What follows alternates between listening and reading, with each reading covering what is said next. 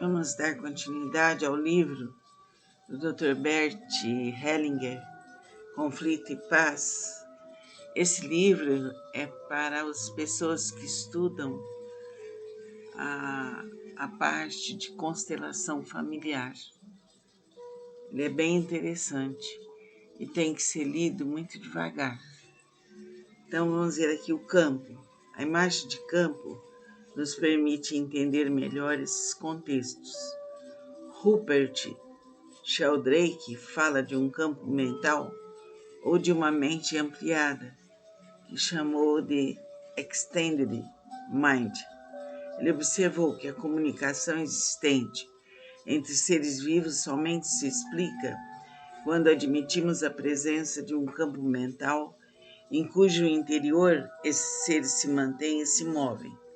Como poderia explicar-se de outra maneira que um animal encontra exatamente a planta de que precisa para aliviar um sintoma físico, ou que um cão sabe quando seu dono está voltando para casa? Somente a admissão desse campo comum permite compreender também os fenômenos manifestados nas constelações familiares, por exemplo, que os representantes de algum membro da família, quando colocados em seu espaço relacional, de repente passam a sentir-se como aquela pessoa que representam, embora nada saibam a seu respeito. No interior do campo, cada um está em concordância com todos. Ninguém e nada pode escapar-lhe. Até mesmo o passado e os mortos continuam nele presentes e atuantes.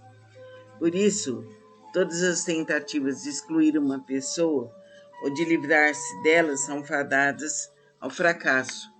Pelo contrário, que foi excluído, desprezado ou exterminado, ganha mais poder nesse campo, com as tentativas de eliminá-lo.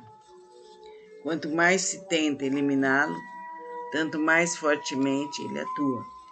O campo fica perturbado, em desordem, até que também o reprimido seja reconhecido e receba o lugar que lhe cabe. Então, mesmo as pessoas que estão mortas, elas continuam vivas. Elas pertencem ao campo. É importante sabermos isso.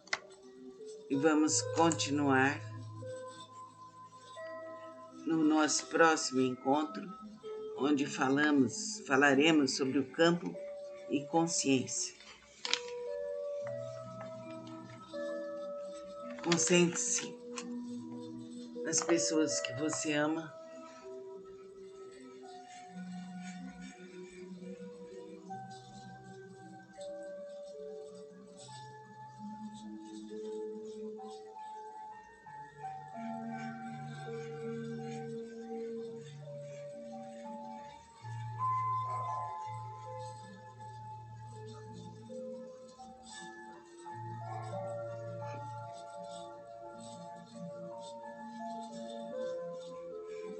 Envolva-as num grande amor, numa grande luz. Que esse amor, essa luz, se propague infinitamente. Assim seja. Vamos dar continuidade ao livro do Dr. Bert Hellinger, Conflito e Paz. Esse livro é para as pessoas que estudam a parte de constelação familiar. Ele é bem interessante e tem que ser lido muito devagar. Então vamos ver aqui o campo. A imagem de campo nos permite entender melhor esses contextos. Rupert Sheldrake fala de um campo mental ou de uma mente ampliada, que chamou de Extended Mind. Ele observou que a comunicação existente entre seres vivos somente se explica quando admitimos a presença de um campo mental em cujo interior esses seres se mantêm e se movem. Como poderia explicar-se de outra maneira que um animal encontra exatamente a planta de que precisa para aliviar um sintoma físico, ou que um cão sabe quando seu dono está voltando para casa? Somente a admissão desse campo comum permite compreender também os fenômenos manifestados nas constelações familiares, por exemplo, que os representantes de algum membro da família, quando colocados em seu espaço relacional, de repente passam a sentir-se como aquela pessoa que representam, embora nada saibam a seu respeito. No interior do campo, cada um está em concordância com todos. Ninguém e nada pode escapar-lhe. Até mesmo o passado e os mortos continuam nele presentes e atuantes. Por isso, todas as tentativas de excluir uma pessoa ou de livrar-se dela são fadadas ao fracasso. Pelo contrário, que foi excluído, desprezado e exterminado, ganha mais poder nesse campo, com as tentativas de eliminá-lo. Quanto mais se tenta eliminá-lo, tanto mais fortemente ele atua. O campo fica perturbado, em desordem, até que também o reprimido seja reconhecido e receba o lugar que lhe cabe.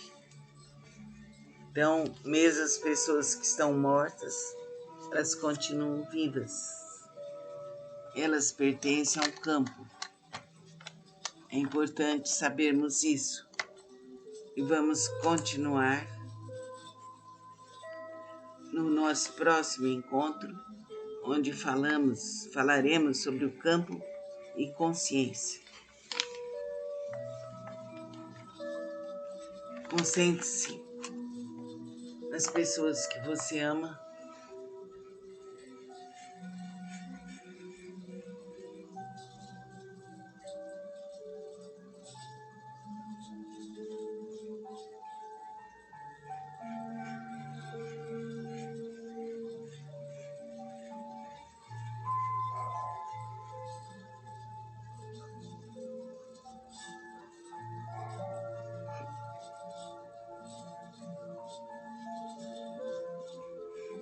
Envolva-as num grande amor, numa grande luz. Que esse amor, essa luz, se propague infinitamente. Assim seja. Vamos, neste momento, continuar o livro de Bert Hellinger, Conflito e Paz. Ameaça do novo. Tudo que abala as tradições é sentido como uma ameaça, tanto pela consciência individual quanto pela consciência do grupo, se é que podemos diferenciar as duas. Pois, afinal de contas, toda consciência é a consciência de um grupo. O que é novo ameaça a coesão desse grupo e, consequentemente, a sobrevivência dele em sua forma atual.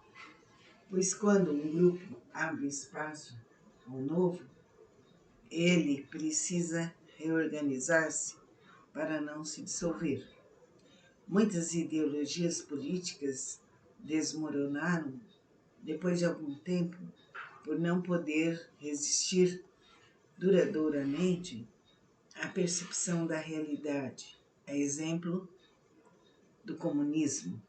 Isso, porém, só ocorreu depois que muitos que apontaram para o caráter ilusório dessas ideologias foram executados em nome da sobrevivência desses grupos, ou condenados à morte de outras maneiras, por exemplo,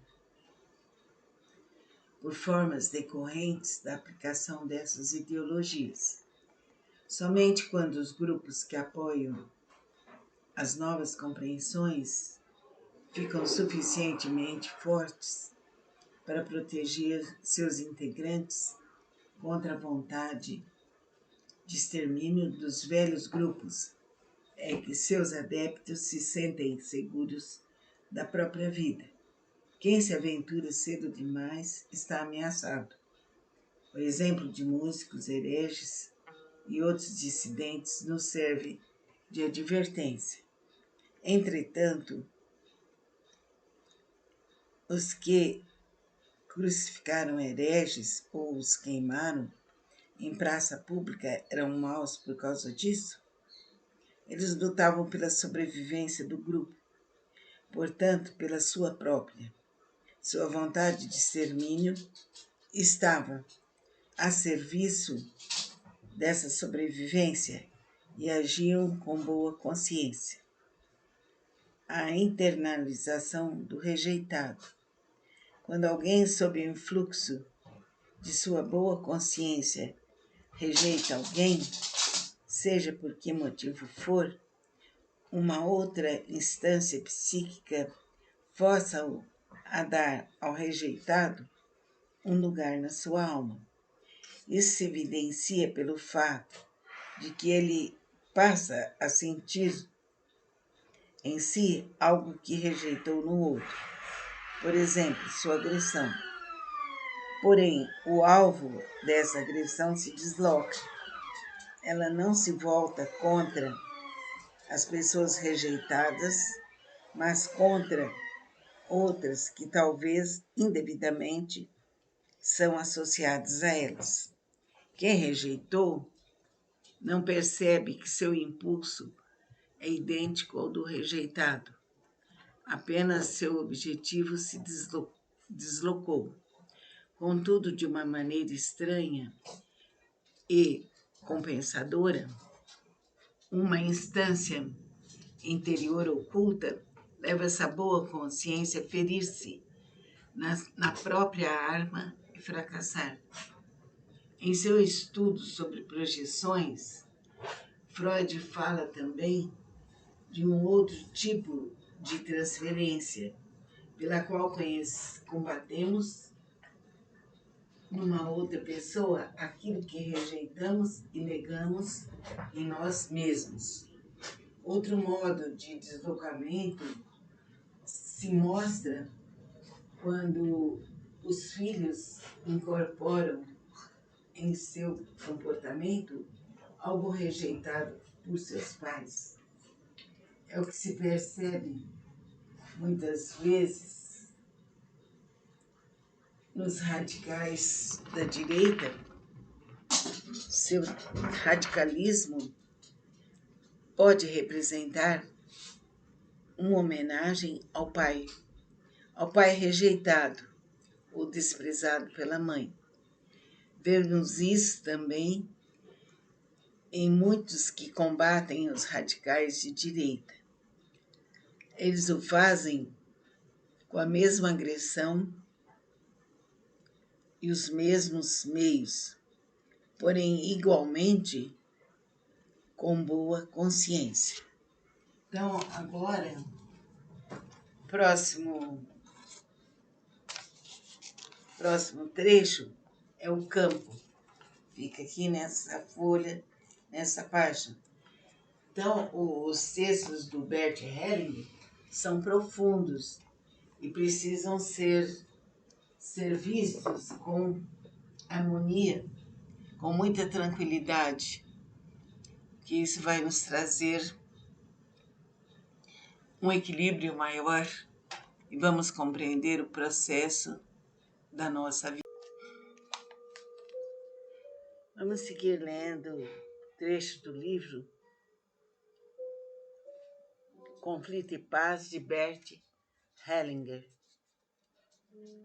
A ameaça do novo. Tudo que abala as tradições é sentido como ameaça, tanto pela consciência individual quanto pela consciência do grupo, se é que podemos diferenciar as duas. Pois, afinal de contas, toda consciência é a consciência de um grupo. O que é novo ameaça a coesão desse grupo e, consequentemente, a sobrevivência dele em sua forma atual, pois quando um grupo abre espaço ao novo, ele precisa reorganizar-se para não se dissolver. Muitas ideologias políticas desmoronaram depois de algum tempo por não poder resistir duradouramente à percepção da realidade, a exemplo do comunismo. Isso, porém, só ocorreu depois que muitos que apontaram para o caráter ilusório dessas ideologias foram executados em nome da sobrevivência desses grupos ou condenados à morte de outras maneiras, por exemplo, por fomes decorrentes da aplicação dessas ideologias. Somente quando os grupos que apoiam as novas compreensões ficam suficientemente fortes para proteger seus integrantes contra a vontade de extermínio dos velhos grupos, é que seus adeptos se sentem seguros da própria vida. Quem se aventura cedo demais está ameaçado. O exemplo de muitos hereges e outros dissidentes nos serve de advertência. Entretanto, os que crucificaram hereges ou os queimaram em praça pública eram maus por causa disso? Eles lutavam pela sobrevivência do grupo, portanto, pela sua própria. Sua vontade de extermínio estava a serviço dessa sobrevivência e agiam com boa consciência. A internalização do rejeitado. Quando alguém, sob o influxo de sua boa consciência, rejeita alguém, seja por que motivo for, uma outra instância psíquica força-o a dar ao rejeitado um lugar na sua alma. Isso se evidencia pelo fato de que ele passa a sentir em si algo que rejeitou no outro. Por exemplo, sua agressão. Porém, o alvo dessa agressão se desloca. Ela não se volta contra as pessoas rejeitadas, mas contra outras que talvez indevidamente são associadas a elas.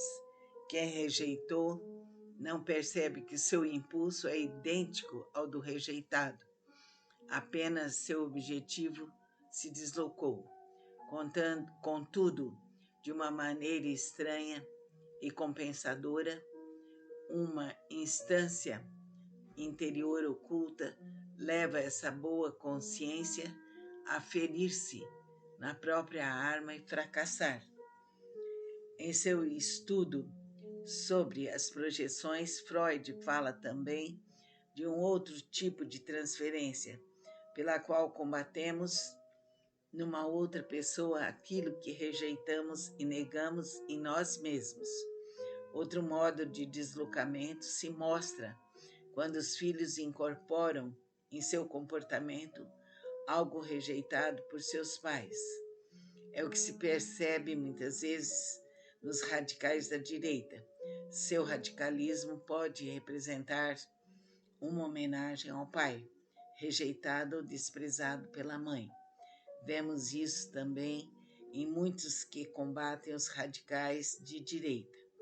Eles o fazem com a mesma agressão e os mesmos meios, porém igualmente com boa consciência. Então é importante a gente perceber que tudo que é rejeitado no outro acaba se manifestando e está manifestado em nós mesmos. Vamos nos concentrar, nos aliviar e pedir a Deus que sejamos livres, independentes e felizes. Namastê. Vamos continuar no livro de Bert Hellinger. Nós estamos lendo trechos dele. O livro se chama Conflito e Paz. A consciência. Uma outra coisa estimula o conflito. É algo que julgamos bom e que, não obstante, produz o mal. É a boa consciência, tal como a justiça, A boa consciência é atrelada, como um cavalo, ao coche da vontade de extermínio. Pois, sempre que alguém se julga melhor do que os outros, achando-se no direito de fazer-lhes mal, ele age sob o influxo